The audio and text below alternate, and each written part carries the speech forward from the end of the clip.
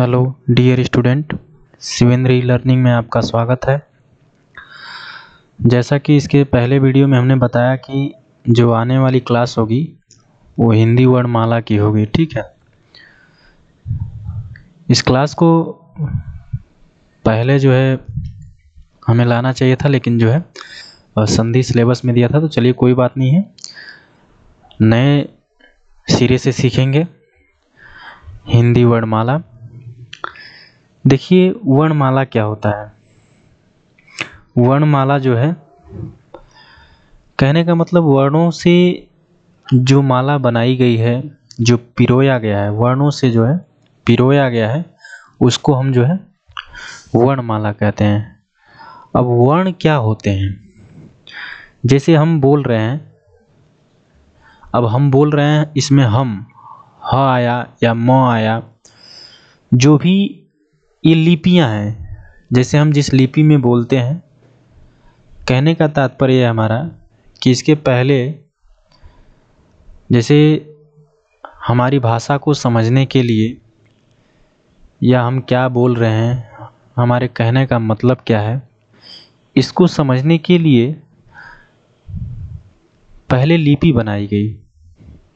लिपि अर्थात लेखन का कार्य, कि अगर ल को कैसे पहचानेंगे, लोग कैसे पहचानेंगे कि यह ल है, तो उसके लिए लिपि बनाई गई। समझ रहे हैं बात को। हम वर्ण को अक्षर या ध्वनि भी कहते हैं। बोला जाता है कि भाषा की सबसे छोटी इकाई क्या होती है, तो वर्ण होता है। क्या होता है? वर्ण होता है। और वर्ण से जो माला पिरोया जाए उसे हम वर्णमाला कहते हैं। ठीक है, समझिए। वर्णमाला में हम सीखेंगे कि हमारे वर्ण कितने प्रकार के होते हैं। इसमें हम सीखेंगे हमारा कौन सा संयुक्त स्वर होता है, कौन सा संयुक्त व्यंजन होता है। क्योंकि जो भी एग्जाम हुए हैं उसमें यहाँ से 2 क्वेश्चन फिक्स रहता है, चाहे यूपी SSSC हो, चाहे यूपी बीएड एंट्रेंस एग्जाम हो, चाहे एसआई हो, चाहे लेखपाल हो। ठीक है, तो आइए देखते हैं। कह रहा कि कुल वर्ण देखा जाए तो ये 52 होते हैं। ठीक है, कुल वर्णों की संख्या जो हमारी कितनी होती है? 52 होती है। इसको हम बताएंगे कैसे 52 होता है। देखिए होता क्या है कि इसमें हमारे 11 स्वर आते हैं। ठीक है, 11 स्वर आते हैं और 4 हमारे संयुक्त व्यंजन आते हैं। ठीक है, और 33 हमारे व्यंजन आते हैं। इसमें 33 व्यंजन और 11 स्वर आते हैं। और ये 2 और 2 जो जोड़ा गया है, यहाँ पर जो 4 किया गया है, ये हमारे अयोगवाह जो है स्वर होते हैं। जैसे अनुस्वर और विसर्ग, तो अनुस्वर अंग और अ, समझ रहे ना। अ को हम विसर्ग कहते हैं और अंग को अनुस्वर कहते हैं। तो हमारा टोटल मिला के जो है वर्णों की संख्या जो होती है वो 52 होती है। कितना होता है? 52 होता है। यहाँ पर 4 देखें, जैसे ए, ऐ, ओ और औ, यह 4 वर्ण, ये भी हमारे संयुक्त हैं। और संयुक्त वर्ण व्यंजन की मैं बात करता हूँ, तो ये आप देख रहे हैं छ, त्र और अज्ञा स्र, यहाँ पर हलंत होगा। डियर स्टूडेंट, यहाँ पे जो है क प्लस स यहाँ पर लिखना भूल गए, तो ये यहाँ पे हलंत, जैसे हलंत होता है यहाँ पे, तो क प्लस स, डंडी नहीं होती नीचे। समझ रहे हैं बात को ना। तो इसी तरह से त्र का जो है हमारा संयुक्त वर्ण है, तो यह किससे मिलकर बना है? तो हलंत यहाँ नीचे लगेगा त और प्लस र, तब जाके हमारा क्या होगा? त्र होगा। इसी तरह से ग प्लस यहाँ, तो यहाँ हलंत लगता है, नीचे डंडी एक लगती है, प्लस यहाँ स्र, स प्लस र, तो यहाँ आपका डंडी होगा। ठीक है, देखिए होता क्या है, कह रहा है कि भाषा में स्वतंत्र रूप से उच्चारित होने वाली ध्वनियां स्वर कहलाती हैं। समझिए, भाषा में उच्चारित होने वाली, जैसे हम बोल रहे हैं, तो ये जो भी हम ध्वनि बोल रहे हैं, जैसे हमने बोला कोई भी वर्ड लिया, जैसे संदेश। ठीक है, तो यहाँ पे जो संदेश हम यहाँ बोल रहे हैं, जो ध्वनि बोल रहे हैं, इसमें जो है आपका अ छुपा है, न छुपा है, ए की मात्रा छुपा है, समझ रहे हैं। तो ये सब भाषा में स्वतंत्र रूप से जो बोली जाने वाली उच्चारित होने वाली ध्वनियाँ हैं वो स्वर कहलाती हैं।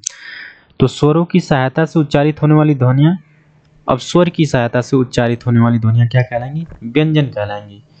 देखिए जैसे स्वतंत्र रूप से क्या होता है, अ है, आ है, ई है, बड़ी है, छोटाऊ है, बड़ाऊ है, ये सब क्या होते हैं? ये हमारे जो है स्वतंत्र ध्वनियाँ हैं, तो इसको हम स्वर कहते हैं।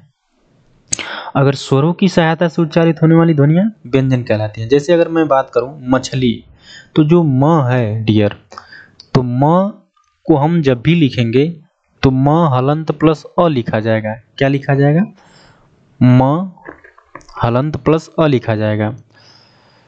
तो ये स्वर की सहायता से जो ध्वनियाँ बोली जा रही हैं उसको व्यंजन कहा जाएगा। जो स्वर की सहायता से बोली जाए उनको हम व्यंजन कहते हैं, ठीक है।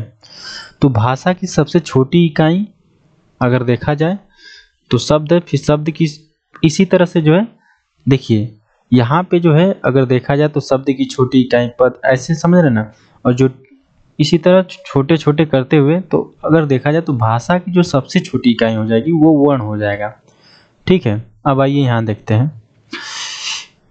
यहाँ आप देख रहे हैं अंग को अनुस्वार कहा जाता है और अ को विसर्ग कहा जाता है। आप लोगों को विसर्ग संधि हम पढ़ा रहे थे तो बताए थे कि जो हमारा अ होता है उसको हम विसर्ग वर्ण बोलते हैं। कौन सा वर्ण? विसर्ग वर्ण बोला जाता है, ठीक है। तो यहाँ इस स्लाइड से हम लोगों ने क्या सीखा कि जो स्वरों की संख्या है वो 11 है। अ, आ, ई, समझिए अ तक। और अंग अ हमारे क्या होते हैं? ये अयोगवा, ये क्या होते हैं? अयोगवा और अंग अनुस्वर होता है। फिर उसके बाद 33 हमारे जो व्यंजन होते हैं, ठीक है। तो इस स्लाइड में हमने यह सीखा कि जो है अगर स्वतंत्र रूप से जो उच्चारित होने वाली ध्वनियाँ वो स्वर कहलाएंगी, और स्वर अ, आ, ई ये सब हैं। और स्वरों की सहायता से अगर ब बोल रहे हैं या म बोल रहे हैं, जैसे आपने कमल लिखा, तो कमल ऐसे नहीं कि आप क में अ छुपा है, तो स्वर की सहायता से ही जो है कमल बोला जा रहा है। तो उनकी सहायता से जो ध्वनियाँ उच्चारित की जाएंगी उसको हम व्यंजन बोलेंगे, ठीक है। अगले स्लाइड पे चलते हैं डियर। देखिए कह रहा है कि भाषा में स्वतंत्र रूप से उच्चारित होने वाली ध्वनियाँ स्वर कहलाती हैं और स्वरों की सहायता से उच्चारित होने वाली ध्वनियाँ व्यंजन कहलाती हैं। फिर से वही हो गया, ठीक है। यहाँ देखिए कह रहा है उच्चारण के आधार पर स्वर जो है हमारा क्या होता है? अ, आ, ई, उ, ए, ऐ, ओ और औ। और लेखन के आधार पे हमारा इसमें क्या होगा कि ऋषि भी जुड़ जाएगा, अंग अ भी जुड़ जाएगा। ये हमारे क्या होते हैं?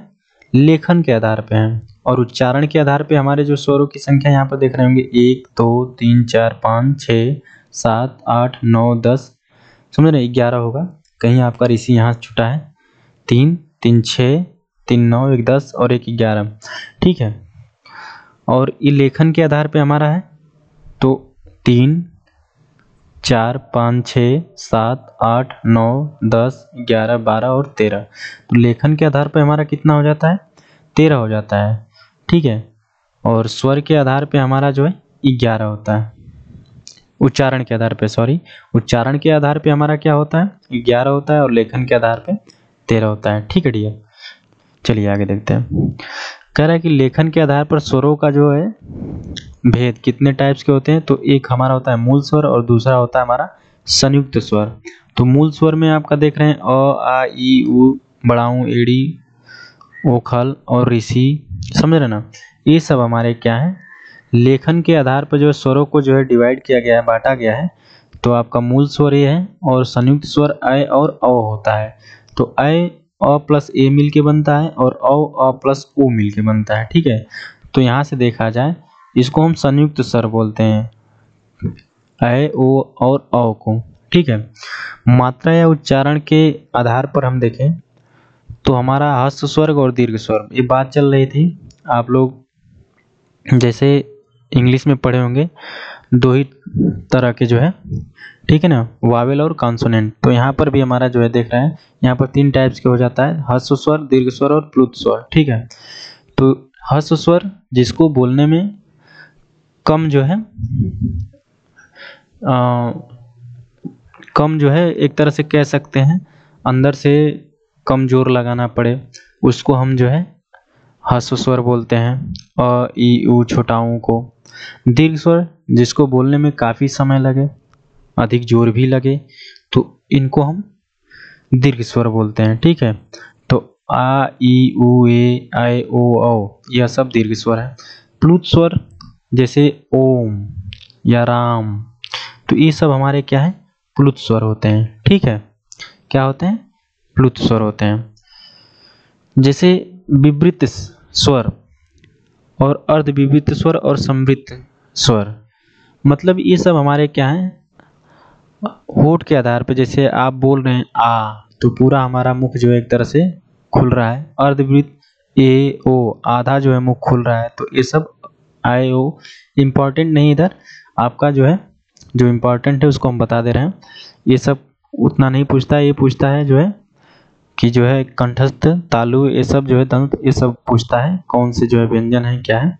समृद्ध स्वर देखिए, समृद्ध स्वर मतलब जिनको बोलने में आपका जैसे बंद हो और ठीक ना, ई है, बड़ी है, ऊ है, बड़ाऊ है। ठीक है, तो आइए देखते हैं उच्चारण की दृष्टि से हमारे स्वरों की संख्या कितनी है, 11, और कुल स्वर जो है हमारे कितने हैं, 13 हैं। कितने हैं डियर, 13 हैं। ठीक है, देखिए अब व्यंजन में आ जाते हैं।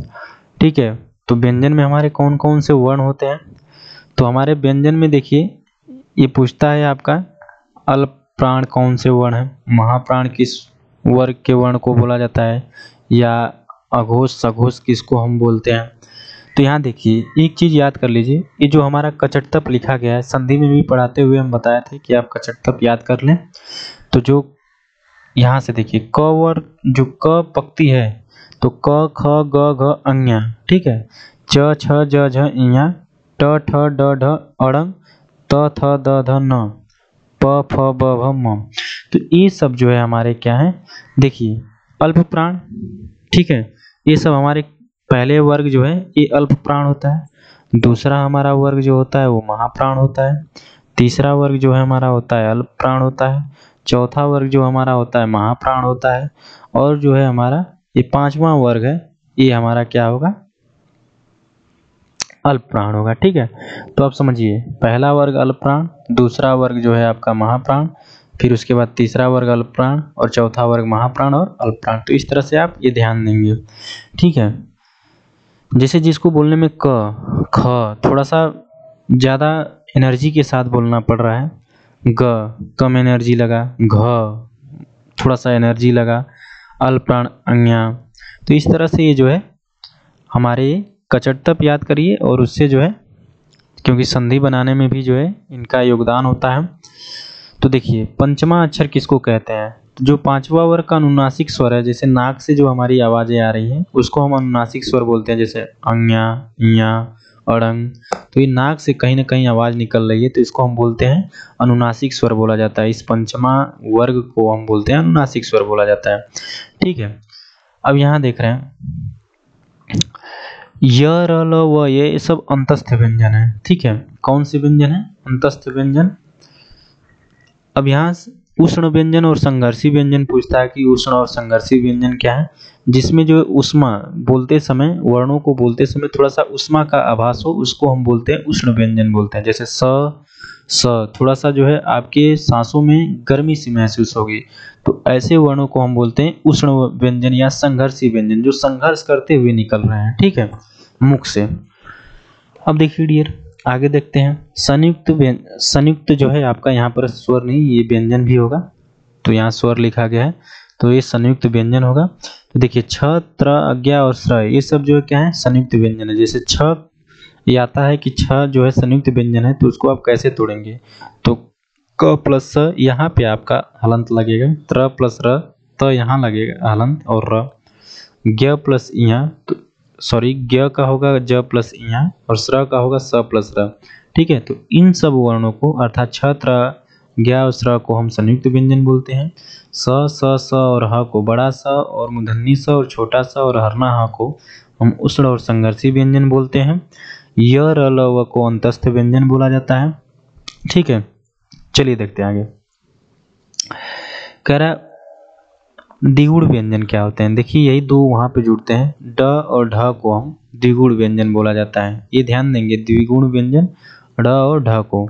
तो मूल व्यंजन आपके क्वेश्चन में आए तो आप कितना करेंगे? 33, ठीक है ना। कुल जो है वर्ण, अगर व्यंजन पूछता है तो 33 ही आप आंसर देंगे, ठीक है। अगर वर्ण जो है टोटल वर्ण पूछता है तो आप जो है कुल वर्णों की संख्या आपका कितना होगा?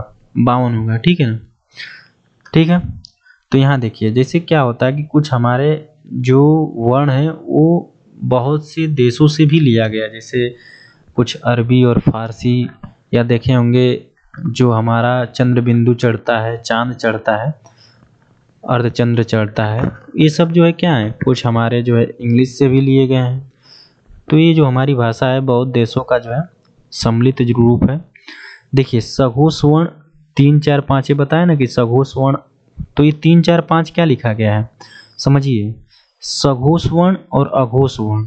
तो पहला और दूसरा वर्ग जो है हमारा होगा, जैसे समझिए पहला और दूसरा वर्ग, पहला और दूसरा वर्ग, ये वर्ग है, ये हमारा अघोष वर्ण होता है। क्या होता है? अघोष वर्ण।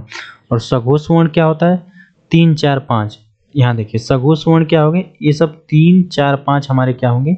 सघोष वर्ण होंगे, ठीक है। ये सब यहाँ से एग्जाम में पूछता है कि सघोष वर्ण क्या है, तो 3 4 5 वर्ग के जो भी वर्ण हैं वो हमारे जो है सघोष वर्ण हैं। यदि वीडियो अच्छी लगे तो आप इसको जो है शेयर और लाइक सब्सक्राइब करें चैनल को, जिससे कि ज़्यादा से ज़्यादा लोगों तक पहुंच पाए, यही रिक्वेस्ट है हमारी। देखिए यहाँ पे आप देख रहे हैं य र ल व, यहाँ ये पूछता है कि य र ल व क्या है, तो अल्प प्राण है और सघोष है। अल्प प्राण और सघोष, मतलब अल्प प्राण और सघोष कहने का मतलब जिनको बोलने में कम समय लगे या उतना जो है समय ना लगे, जोर ना लगे, ठीक है। अब जैसे स है, इसको महाप्राण और अघोष वर्ण है, ठीक है, जिनको घोष करने में थोड़ा सा समय लगे, तो ये सब क्या है? स ये महाप्राण और अघोष वर्ण है, ठीक है। अब देखते हैं ह क्या है हमारा? महाप्राण और सघोष है। देखिए यहाँ पर ये क्वेश्चन मोस्ट इम्पॉर्टेंट है कि भाषा की जो सबसे छोटी इकाई होती है वो वर्ण होती है। क्या होती है? भाषा की सबसे छोटी इकाई जो जिसको हम बोलते हैं वो वर्ण होता है, ठीक है। तो वर्णमाला या वर्णमाला के व्यवस्थित समूह को हम क्या कहते हैं? जो है वर्णमाला। अब देखिए यहाँ थोड़ा सा आगे देखते हैं कि हमारा जैसे पूछता है कि कौन सा कंठस्थ व्यंजन है, कौन सा जो है तालव्य है, कौन सा मूर्धन्य है, कौन सा दंत है, कौन सा ओष्ठ है, ठीक है। तो आइए देखते हैं। देखिए जो भी हमारा क ख ग घ अंज्ञा, ये सब क्या है? कंठ ध्वनियाँ है। कंठ ध्वनियाँ कहने का मतलब जो कंठों से जो है निकाली जाती हैं। आप इनको बोलते समय आप कंठ से जो है इनका उच्चारण होता है। जैसे आप क बोलिए, क ख ग घ अंज्ञा, तो कहाँ से आवाजें आ रही हैं? ये सब जो है कहाँ से आ रही हैं? कंठ से आ रही हैं, ठीक है। अब जैसे च छ ज झ इया, इसको बोलिए तो ये हमारे क्या होंगे? तालव्य होंगे। जब इसको च का उच्चारण करेंगे तो च, तालु लग रहा है ना, तो ये सब क्या है? च छ ज झ इया, ये सब हमारे तालव्य ध्वनियाँ हैं, ठीक है। इसी तरह से मूर्धन्य, जैसे नाक और मुंह से जब आए तो ये देखिए क्या होता है, जैसे त बोलिए, त ठ ड ढ अड़ंग, तो कुछ मुख से भी और जो है आपका क्या, कुछ जो है नाक से भी इनका जो है उच्चारण हो रहा है। तो ट ठ ड ढ अड़ंग क्या है? मूर्धन्य व्यंजन है। तो ये इंपॉर्टेंट है डियर, क्योंकि यहाँ से जो है क्वेश्चन पूछे जाते हैं कि कौन सा कंठस्थ व्यंजन है, कौन तालव्य व्यंजन है, कौन मूर्धन्य है, कौन दंत है, कौन ओष्ठ है। अब देखिए जैसे दंत व्यंजन कौन से हैं, तो त थ द ध न, तो कहीं ना कहीं दांतों का जो है संपर्क हो रहा है। क्या? त थ जीभ से, त थ द ध न, तो ये सब क्या है? दंत व्यंजन है। और होष्ठ व्यंजन कौन से हैं? तो प फ ब भ और म, ये सब हमारे कौन से व्यंजन है? ये हमारे होष्ठ व्यंजन है। कौन से? जो होठों से बोला जा रहा है, होठों का संपर्क हो रहा है, ठीक है। चलिए आगे देखते हैं। स्वर में कौन कौन से हमारे क्या व्यंजन होते हैं? तो यहाँ देखिए अ आ और ह, एक कंठ व्यंजन है। अ आ ह, ये सब क्या है? हमारे कंठ व्यंजन है। बड़ी ई और ये सब ई और य और स तालु व्यंजन है। ऋषि और स और ये मूर्धन्य व्यंजन है। ल और स दंत व्यंजन है। उ और उ होस्ट व्यंजन है। ठीक है। जैसे नवीन विकसित ध्वनियाँ क्या है, ये पूछता है एग्जाम में कि नवीन विकसित ध्वनियाँ क्या है, तो ख और ग है। क्या है? ख और ग। और ये भी पूछता है कि क ग ज फ कहाँ की बात ध्वनियाँ है, तो अरबी ध्वनियाँ है। ठीक है। आइए आगे देखते हैं। कह रहा है कि हिंदी में मूलतः वर्णों की संख्या, यहाँ से क्वेश्चन आपके जो भी यहाँ वन लाइनर बना है, यहाँ से क्वेश्चन आपके हमेशा एग्जामों में पूछे जाते हैं, तो इसको आप ध्यान देंगे। ठीक है। तो हिंदी में मूलतः वर्णों की संख्या कितनी होती है? 52। कितनी होती है? 52। 11, 33, 4, 4, ये ध्यान देंगे आप। 4 संयुक्त जो है, 33 व्यंजन, 11 स्वर और 4 जो है अयोगवा और जो है विसर्ग और द्विगुण वाले। देखिए 6 ध्वनियाँ क्या है? 6 ध्वनि संयुक्त वर्ण है। 6 ध्वनि क्या है? संयुक्त वर्ण है। किसका है? अभी आपको पीछे बताया गया था क प्लस स का। किसका है? 6 ध्वनि क प्लस स का। यहाँ देखिए 6 ध्वनि क्या है? संयुक्त व्यंजन है। एक तरह से क्या है हमारा? संयुक्त व्यंजन है। तो आप ये ध्यान देंगे आप। तो 6 ध्वनि संयुक्त वर्ण है। ज्ञ ज प्लस इया के संयुक्त से बना है, ये भी हमारा संयुक्त व्यंजन है। य र ल व हमारे क्या है? अल्प प्राण और सघोष वर्ण है, ये ध्यान देंगे।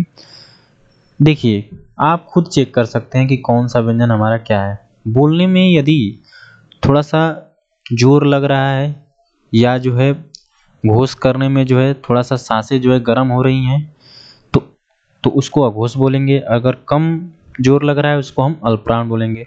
जैसे स क्या बोला गया था? संघर्षी व्यंजन, जिसको बोलने में संघर्ष करना पड़ रहा है अपने मुख को। स बड़ा स छोटा स। ठीक है ना।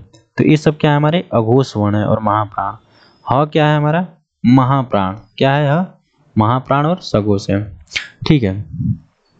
कह रहा है जिन शब्दों के अंत में अ आता है उन्हें अकारांत कहते हैं, ये ध्यान देंगे। शब्दों के अंत में जैसे म लिखा गया तो म हलंत प्लस अ, वो अकारांत वर्ण है। क्या बोले जाएंगे? अकारांत शब्द बोले जाएंगे। ठीक है। जैसे म प्लस अ लिखेंगे तो वो हमारा क्या होगा? अकारांत होगा। 6 वर्ण जो है हमारा क प्लस स का संयोग है। कुल स्वरों की संख्या 13 होती है। उच्चारण की दृष्टि से हमारे कितने होते हैं? 11 होते हैं।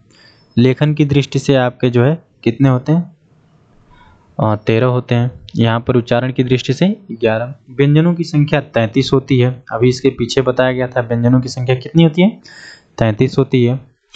देखिए कह रहा है कि पश्च स्वर क्या होता है? तो जिसको बोलने के लिए जीभ का पश्च भाग हम प्रयोग में लाते हैं वो हमारा पश्च स्वर होगा। समझ रहे ना? जैसे अ बोलिए, कहाँ से बोल रहे हैं? ऐसा लग रहा है म, य, र। तो आप किसी भी वर्ण को पहचान सकते हैं। देखिए विसर्ग या अयोग वाह है, मतलब विसर्ग या अयोग वाह कौन है? तो हमारा क्या होगा? जो है हमारा विसर्ग होगा। अनुनासिक संबंध नाक और मुंह दोनों से अगर जो है बोला जाए उसको हम अनुनासिक बोलते हैं। तो अनुनासिक में हमारा वर्ग का पंचमा वर्ग या पंचमा अक्षर जो भी होंगे वो हमारे क्या होंगे? अनुनासिक होंगे। जैसे क ख ग घ अंज्ञा, तो अंज्ञा हमारा क्या है? अनुनासिक में आएगा। ठीक है। देखिए ये यहाँ से क्वेश्चन पूछता है, पहले ध्वनि फिर उसके बाद शब्द फिर पद और उसके बाद वाक्य। कहीं कहीं आपको ऑब्जेक्टिव में दे देगा कि इसको क्रम में व्यवस्थित कीजिए। ठीक है। तो क्रम में इस प्रकार से व्यवस्थित किया जाता है। पहले ध्वनि होता है, जैसे आप बोलते हैं वर्ण होता है ध्वनि। देखिए ध्वनि अक्षर और वर्ण एक ही मतलब शब्द है, एक ही कह सकते हैं कि ये सब एक ही है, शब्द नहीं एक ही है। तो ध्वनि अक्षर और क्या? वर्ण एक ही है। ध्वनि से मिलकर हमारा क्या बनता है? शब्द बनता है। जैसे स्वर, ध्वनि में स्वर आ गया, व्यंजन आ गया। जब स्वर और व्यंजन मिलेंगे तो कोई शब्द बनेगा। शब्दों को जब हम मिलाएंगे तो पद बनता है, और जब एक पद बन जाता है तो एक पूरा हमारा वाक्य कहा जाता है। ठीक है। ल हमारा क्या है? पार्श्विक ध्वनि। कभी काल के पूछता है कि पार्श्विक ध्वनि क्या है, तो हमारा ल है। ठीक है। तो यदि वीडियो अच्छी